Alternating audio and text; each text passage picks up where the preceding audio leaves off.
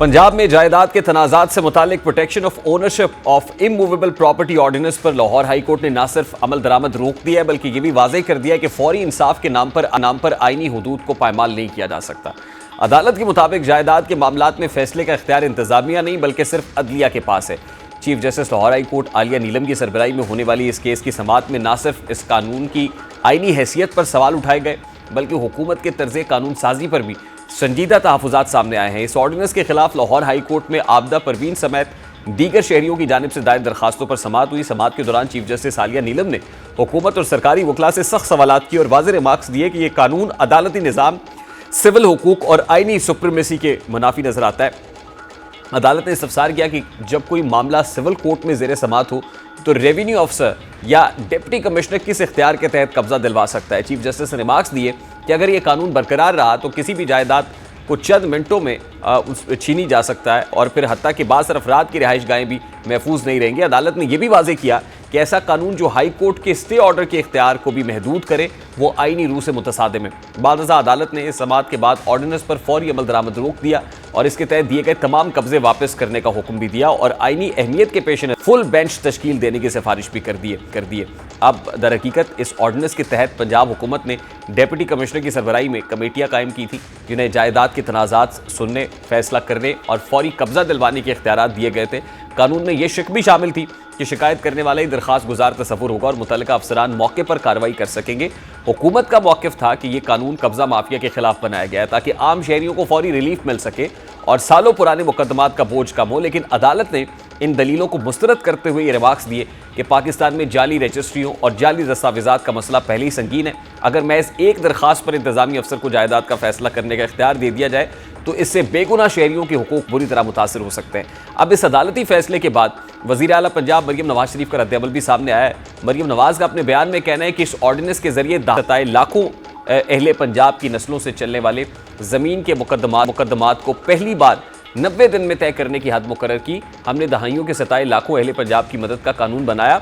अवाम की मुंतखब सूबाई असम्बली ने यह कानून इसलिए बनाया ताकि ताकतवर लैंड माफिया की चुंगल से अवाम को निजात मिल सके। इस कानून से पहली बार अवाम को अपनी कानूनी ज़मीन और जायदाद के तहफ़्फ़ुज़ की ताकत मिली। शहादत पर मबनी कानून तैयार किया गया। मरियम नवाज का मजीद कहना था कि यह अदालती फैसला आला अदलिया के तय करदा मुसल्लमा उसूलों के मुताबिक नहीं। इस कानून की मअतली से कब्जा माफिया को फ़ायदा मिलेगा। अवाम इसे कब्जा माफिया की पुष्ट पनाही समझेगी। वज़ीर आला पंजाब का कहना था कि यह कानून मजलूम अवाम को तहफ़्फ़ुज़ देता है। ज़मीनों के मुकदमात में दहाइयों से स्टे ऑर्डर चलते हैं। ये कानून ना मेरी ज़ात के लिए था और ना ही इसकी मअतली से मेरी ज़ात को कोई नुकसान हुआ है। अलबत्ता कब्जा और लैंड माफिया के सताए अवाम का ज़रूर बड़ा नुकसान हुआ है। कानून साजी करना सूबाई असम्बली का आईनी हक़ है जिसे इसे रोका नहीं जा सकता। इंसाफ मिलने से गरीब और मजलूम की बन जाने वाली आस अब टूट जाएगी। अब इस अदालती फैसले के बाद बाज़ हल्कों की जानिब से तनकीद भी सामने आ रही है कि ऑर्डिनेंस की मअतली से कब्जा माफिया को फ़ायदा हो सकता है और फौरी इंसामती मकसद मुतासर हो सकता है। नाक़िदीन का कहना है कि मौजूदा अदालती निज़ाम में मुकदमात बरसों चलते हैं और अवाम को बर वक्त रिलीफ नहीं मिलता है। इस फैसले पर तनकीद करने वालों का ख्याल है कि अब ज़मीनों से मुताल्लिक केसेस का फैसला देर से होगा। आदाद शुमार देखे जाए तो इस वक्त मजमूई तौर पर 23 लाख केसेस पाकिस्तान में ज़ेर इल्तवा हैं। पाँचों हाई कोर्ट्स में से लाहौर हाई कोर्ट 1,69,000 ज़ेर इल्तवा केसेस के साथ सरे फहरिस्त है, जबकि अदालत आलिया में 11,000 से ज़ायद सिविल केसेस ज़ेर इल्तवा हैं जिनमें जायदाद और तनाज़ात की एक बड़ी तादाद मौजूद है। एक अंदाजे के मुताबिक पाकिस्तान में जायदाद के तनाज़े का फैसला 5 साल में होता है और अगर केस हाई कोर्ट तक जाए तो ये दौरानिया 7 से 10 साल तक पहुँच जाता है और सुप्रीम कोर्ट जाने की सूरत में मामूली केस का फैसला आने में 15 साल से भी ज़ायद का अरसा लग सकता है।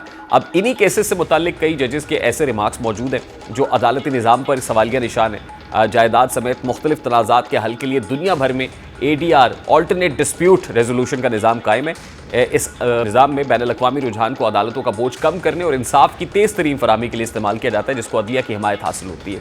पंजाब में कायम डिस्प्यूट रेजोल्यूशन कमेटीज़ इस तरह के मॉडल्स पर कायम की गई है जो अपने क़याम से अब तक 4,000 से ज़ायद केसेस हल कर चुकी हैं। ताहम यहाँ पे डिस्प्यूट रेजोल्यूशन का मैकेनिज्म तो बनाया गया था लेकिन ट्राइब्यूनल्स कायम नहीं हुए थे। यानी ऑर्डिनेंस पास होने के बावजूद भी अभी तक ट्राइब्यूनल्स नहीं थे, फंक्शनल नहीं हो सके थे। ये भी एक बहुत बड़ी वजह है कि अदालती फैसला आया है। अब देखते ही है कि फुल बेंच इस केस को सुनता है तो क्या फैसला करता है।